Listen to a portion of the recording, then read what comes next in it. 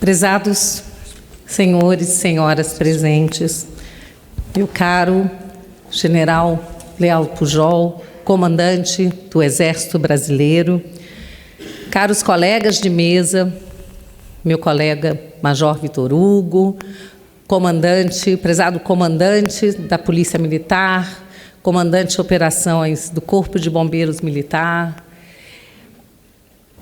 todos os militares e civis presentes, e quero fazer um cumprimento especial ao meu pai, Coronel Rubeni, certamente o mais antigo de todos os soldados aqui presentes, da turma de 51 da AMAN.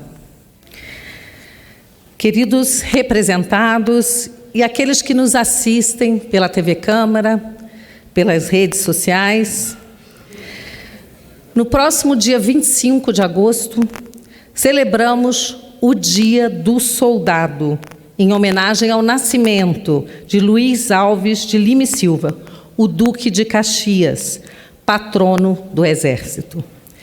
De aristocracia portuguesa, nasceu em Vila de Porto Estrela, em 1803. Hoje, Duque de Caxias, Rio de Janeiro.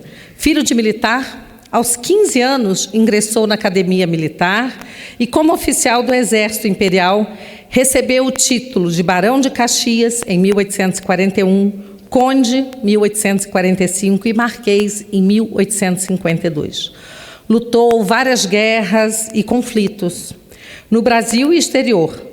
Para o título, Luiz Alves teve rara distinção de escolher o nome e celebrou a recaptura de Caxias, segunda cidade mais rica no Maranhão, na revolta da Balaiada. Com o imperador Dom Pedro II, foi nomeado comandante do Exército e ministro da Guerra por 3 vezes. Combateu na Guerra do Paraguai, revolta da Balaiada, na revolta dos Farrapos, ficando conhecido como o pacificador e soldado símbolo da pátria. Após vitória do Brasil na Guerra do Paraguai, conquistou o título de Duque de Caxias em 1869. Hoje, como sabemos, soldados do Brasil são pessoas de todas as raças, cores, credos e condições sociais, oriundas de vários rincões do país e que se submetem a processo seletivo ou se alistam para prestar serviços na defesa da pátria, na Marinha, Exército e Aeronáutica. Assim, pode-se mesmo dizer que as Forças Armadas do Brasil são a expressão do povo fardado.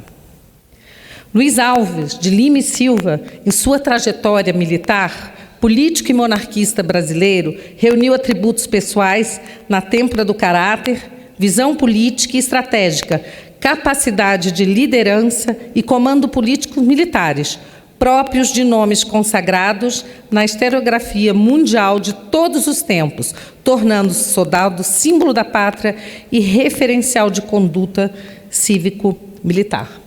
Em que pese a proeminência de valorosos líderes militares do seu tempo, como o legendário general Manuel Luiz Osório, Marquês de Herval, participante das guerras no Sul, desde 1825, herói da Batalha de Tuiuti, maior combate travado na América do Sul, Emílio Luiz Mallet, o Marechal Mallet, Barão de Itapevi, patrono das artilharia, o general Manuel Deodoro da Fonseca e tantos outros.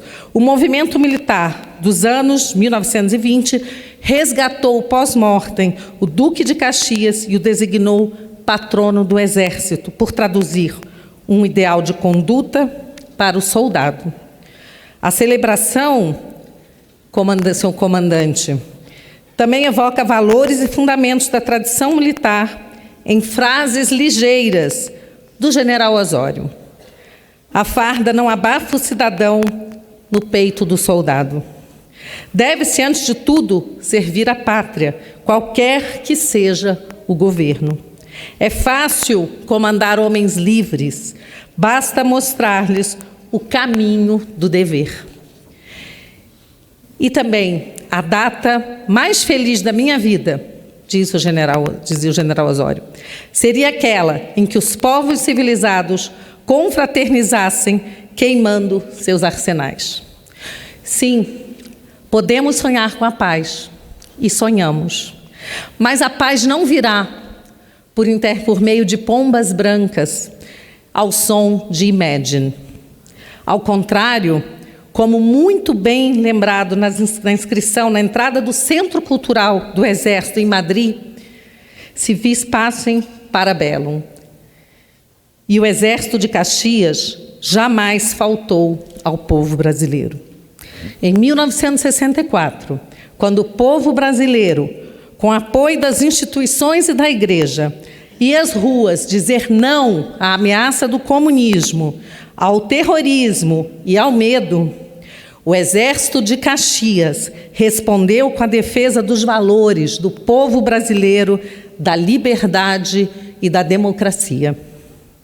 E agora, em tempos modernos, vemos homens valorosos do nosso Exército utilizando outras armas para continuar a defender o povo brasileiro de instituições aparelhadas em momentos de corrupção e de ataques diários aos valores da família brasileira e dos ideais cristãos da maior parte da nossa população. Recentemente, fomos mais uma vez protegidos pela intervenção do então comandante-geral do Exército, General Vilas Boas, carinhosamente conhecido como VB, que por meio do seu Twitter teve a coragem e a habilidade de enviar uma mensagem que claramente se dirigia aos ministros do Supremo Tribunal Federal. Aspas, asseguro à nação que o Exército Brasileiro julga compartilhar o anseio de todos os cidadãos de bem, de repúdio à impunidade e de respeito à Constituição, à paz social e à democracia, bem como se mantém atento às suas missões institucionais. Fecha aspas. Nesse dia, o povo brasileiro se sentiu acolhido, respeitado e protegido. E na voz do Bonner, do William Bonner, do Jornal Nacional, o Supremo Tribunal Federal recebeu a mensagem do general Vilas Boas. Nos Estados Unidos, presenciei certa vez no aeroporto de Washington funcionários da companhia aérea indagando se havia algum militar presente para o embarque. E diante da resposta positiva e da presença de 2 militares, eles foram convidados a passar à frente dos demais passageiros. Não importa a classe social, a cor, sua condição. E sob efusivo aplauso dos demais passageiros, eles tiveram esse embarque privilegiado. Nesse dia, essa cena me remeteu ao meu Brasil. E eu senti tristeza. Eu, que nasci em Resende, quando meu pai era professor de engenharia mecânica na AMAN. Senti tristeza por pensar que neste país, no meu país, os militares, os homens de farda, homens e mulheres de farda, não recebiam o respeito merecido. Ao contrário, eram achincalhados por aqueles que foram derrotados em 64. Felizmente, hoje, vivemos um novo momento, um momento de resgate da verdade. E dos nossos heróis são reconhecidos e reverenciados para o bem da nossa nação. Quero fazer uma homenagem especial ao meu pai, Coronel Rubeni Torrentes Pereira, da turma de 51, professor da AMAN, professor do IME, e que me criou, me passando os valores dos homens de bem, de disciplina, de honradez, de honestidade e de respeito, e que fez de mim uma patriota. Quero render homenagens também ao meu avô, o general Samuel Kisses, da artilharia, um herói da guerra, um judeu brasileiro que lutou na Batalha de Monte Castelo e foi reconhecido em livros como um herói judeu no Exército Brasileiro. Quero fazer também minhas homenagens, embora hoje seja o dia do soldado do Exército de Caxias, aos também soldados da Polícia Militar e do Corpo de Bombeiros do Distrito Federal, por quem nutro enorme carinho, admiração e respeito. Somos todos soldados, alguns com farda, outros sem. Alguns soldados de armas, outros soldados da palavra. Meu querido colega, Coronel Crisóstomo, meu querido colega, deputado Major Vitor Hugo, nós hoje temos a palavra como a nossa maior ferramenta e temos que prezar pela nossa imunidade parlamentar, para que as nossas palavras possam reverberar sem qualquer ameaça à liberdade do povo brasileiro. Hoje o Exército também se reinventa por meio de tecnologia e a engenharia do Exército continua abrindo caminhos e a tecnologia abre novas portas. Senhores representantes, a história revela que a celebração do Dia do Soldado Brasileiro, em homenagem ao patrono do Exército, de quase 60 anos na carreira, naturalmente nos remete ao tormentoso ciclo de guerras pela independência, à consolidação da unidade nacional, a conflitos bélicos no continente e crises políticas no Brasil.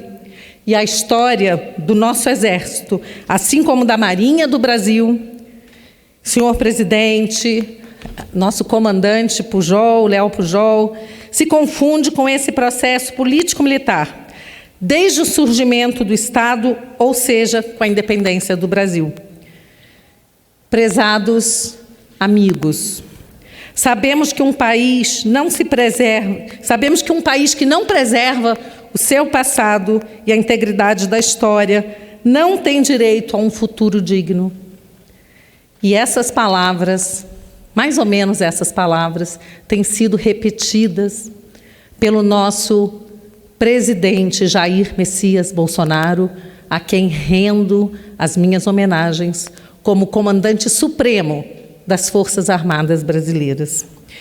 E é o que nos cabe fazer para reunir a vanguarda de conhecimento no trabalho incessante de uma economia competitiva, para apoiar capacidades brasileiras, empreendimentos criativos e inovadores, e disputar com desassombro em ambiente de mercados abertos, com respaldo político e tecnológico.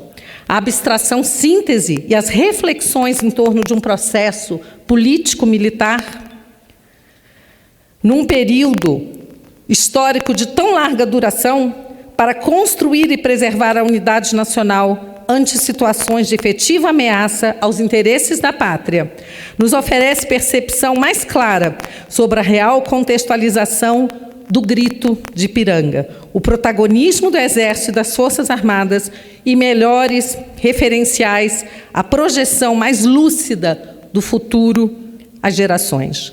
Ao celebrar o Dia do Soldado Brasileiro, senhor comandante-geral, meus caros colegas, meus amigos, devemos também refletir sobre o enorme desafio da atual geração de políticos para superar a crise que nos oprime, criar condições necessárias às novas gerações, firmar o trabalho e o coração na pátria e projetar a cabeça nas estrelas. Muito obrigada.